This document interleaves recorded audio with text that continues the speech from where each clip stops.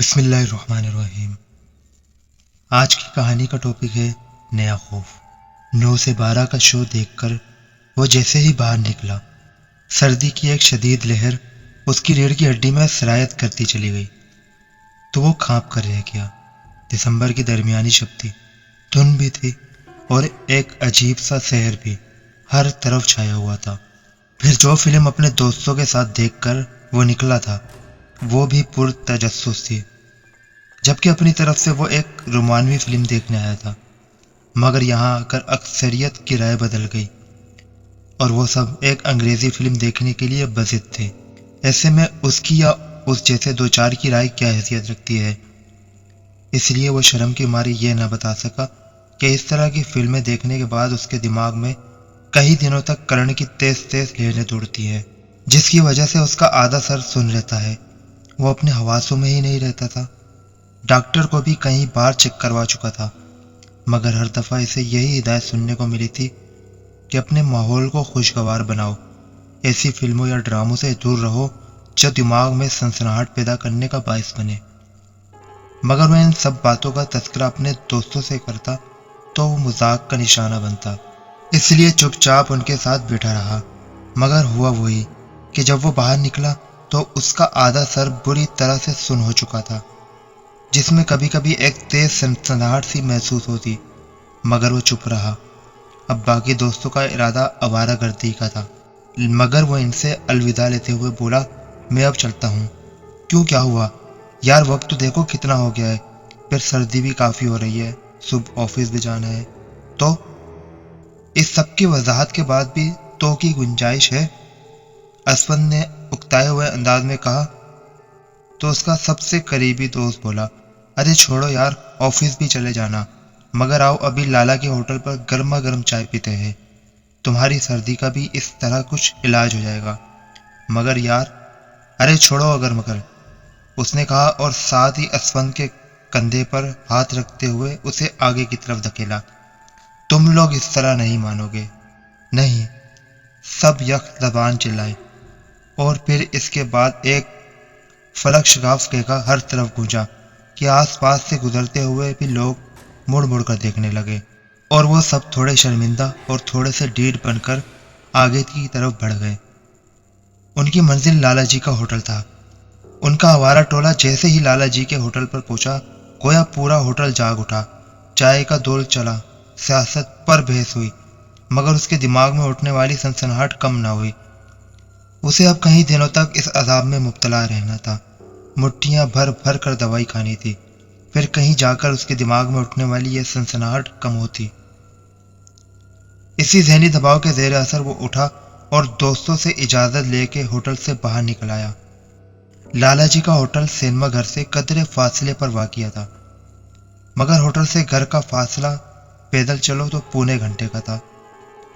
اتنی رات کو کوئی سواری ملنا بھی محال تھی، اس لیے وہ پیدل ہی چل پڑا۔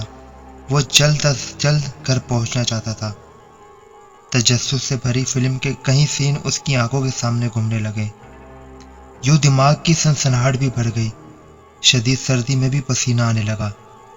وہ تیز تیز قدم اٹھانے لگا، وہ خود جتنا تیز چلتا اس سے بھی تیز قدموں کی چاپ اسے اپنے عقب میں سنائی دیتی۔ اس کے قدموں کی رفتار کم ہوتی تو اسے اپنے پیچھے بھی قدموں کی رفتار کم ہوتی سنائی دیتی۔ یہ اس کے ساتھ کیا ہو رہا تھا؟ پونے گھنٹے کا راستہ اتنا طویل کیسے ہو گیا؟ فلم میں موجود دماغی مریض جو اسی طرح کی سرد راتوں میں لوگوں کو اپنا شکار بناتا تھا، اس کے حواسوں پر چھانے لگا۔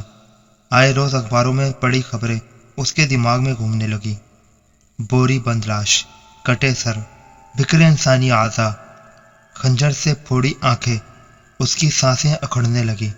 قدموں نے رفتار تیز پکڑ لی تو تعاقب کرتے قدموں نے بھی رفتار تیز پکڑ لی۔ اس خیال کے آتے ہی وہ سر پر دوڑنے لگا، اس کا تعاقب کرنے والا بھی دوڑنے لگا، اور آ کر جلد ہی اس نے اسے جا لیا۔ ارے سنو، وہ اس کے قریب آ کر چلایا۔ کون ہو تم؟ اسفند ڈرتے ڈرتے بولا۔ میں؟ تعاقب کرنے والے نے اپنی طرف اشارہ کرتے ہوئے دریافت کیا۔ ہاں تم۔ ارے مجھے چھوڑو، مگر تم کمال بھاگتے ہو۔ یہ کہتے ہوئے اجنبی نے فلک شگاف کیکا لگایا تو اسفند کو وہ بالکل ہی پاگل لگا۔ کیا مطلب؟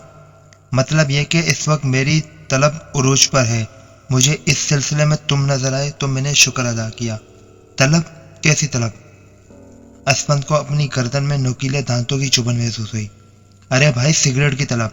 इतनी सर्दी है, धुंध है, वीरानी है, ऐसे में सिगरेट की लत बड़ी बुरी साबित होती है।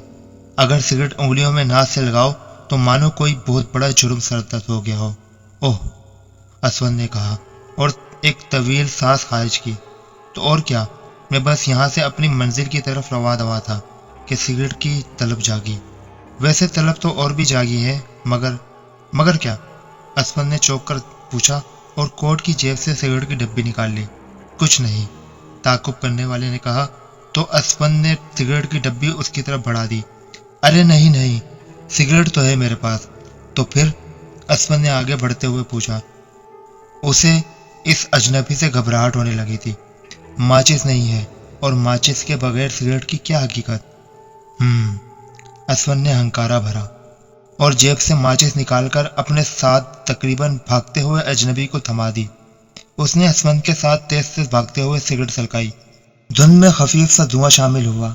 मजे की बात यह थी कि अजनबी और असफंद दोनों ही एक दूसरे को ठीक से नहीं देख पा रहे थे, क्योंकि जिस रास्ते से वो गुजर रहे थे वहां रोशनी ना होने के बराबर थी। इसलिए वो अंधेरे में एक दूसरे के पीछे भाग रहे थे। इसी आग मचोली में उस अजनबी ने असफंद का हाथ पकड़कर उसे रोका। उसे उसके हाथ का लम्स अजीब सा महसूस हुआ। शदीद सर्दी में भी उसके जिस्म के हर मसाम से पसीने फूटने लगे। यह हाथ ऐसा था जैसे इसे अभी किसी चाकू की तरह काट देगा। वो इससे हाथ छुड़ाकर भागना चाहता था कि उस अजनबी ने एक सिगरेट उसकी तरफ बढ़ाई।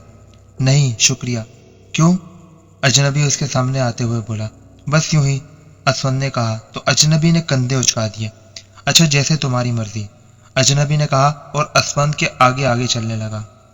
अब असफंद कुछ पुरसुकून हो गया था। उसका घर भी करीब ही था। ऐसे में अचानक वो अजनबी पलटा और असफंद पर आ रहा। असफंद गिरते गिरते बचा। वो एकदम खौफजदा हो गया था। अजनबी जल्दी से उठा और बोला, माफ कीजिएगा, मेरा पांव फिसल गया था। ये कहते ही वो पलटा और तेज से चलने लगा। असफंद के दिल में हलचल सी हुई। कहीं ये कोई जेब कतरा तो नहीं? उसका ख्याल था कि शायद इसने मुझसे वारदात की है। इस ख्याल के आते ही उसने जल्द ही अपनी जेब टटोली और इसका शक यकीन में बदल गया। उसका बटुआ गायब था। उस बटुआ में एक बड़ी रकम थी। उसने घबराकर अजनबी को देखा जो कि उससे आगे चल रहा था। असफंद फासला कम करने के लिए उसकी तरफ दौड़ पड़ा। असफंद के दौड़ते ही अजनबी भी दौड़ने लगा और दौड़ते दौड़ते वो गली में मुड़ा जहां असफंद का घर था। इसने असफंद का हौसला बढ़ाया। असफंद ने एक जस लगाई और अजनबी को दबोच लिया। अपनी उंगलियों को इसने यूं इसकी पसलियों में घुसाया कि इसे ये बंदूक लगी। वो मुड़ा तो असफंद तेजी से बोला, बटुआ निकालो। क्या मतलब? अजनबी हकलाया। बटुआ निकालो, जल्दी करो। ये लो। अजनबी ने बटुआ जेब से निकाला और असफंद की तरफ बढ़ा दिया। असफंद ने बटुआ पकड़ा और इसे एक तरफ धकेल दिया। 2 कदमों पर असफंद का घर था। वो अपने घर की तरफ बढ़ा, ताला खोला और पलटकर अजनबी को देखा। अजनबी नहीं था, मगर वो अपने घर की दहलीज फलांग कर अंदर दाखिल हो गया। अंदर आकर इसने पानी पिया, कपड़े बदले, मजे से चाय बनाई और अपने बेडरूम में चला आया। मगर ड्रेसिंग टेबल पर नजर पड़ते ही वो सख्ते में आ गया। ड्रेसिंग टेबल पर इसका बटुआ पड़ा हुआ था। इसने जल्दी से बढ़कर इसे उठाया और खोलकर चेक किया।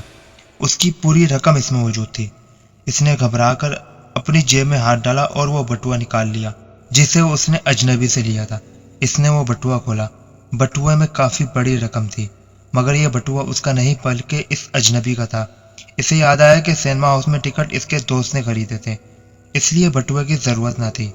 चाय भी दोस्तों ने पिलाई तो बटुए का ख्याल ना आया। दरअसल वो बटुआ घर भूल गया था और अपने भटकते ख्यालात की वजह से उसने उस अजनबी का बटुआ छीन लिया। नदामत का पसीना उसकी पेशानी पर चमकने लगा। इतने में दरवाजे पर दस्तक हुई। उसने घबराकर घड़ी देखी। आधी शब गुजर चुकी थी। वो जल्दी से बाहर आया और दरवाजा खोला। यही वो चोर है साहब जिसने मेरा बटुआ छीना था। दरवाजे के बाहर वही अजनबी 2 पुलिस वालों के साथ खड़ा था। असफंद ने उसे उसकी आवाज से पहचान लिया। चल भाई, जरा तुझे बताते हैं कैसे किसके बटुए छीनते हैं, पुलिस वाले ने कहा तो वो इन्हें बताने लगा कि किस तरह उससे गलतफहमी हो गई थी। مگر اجنبی کا بٹوا اس کے ہاتھ میں تھا جو اجنبی نے جھپٹ لیا۔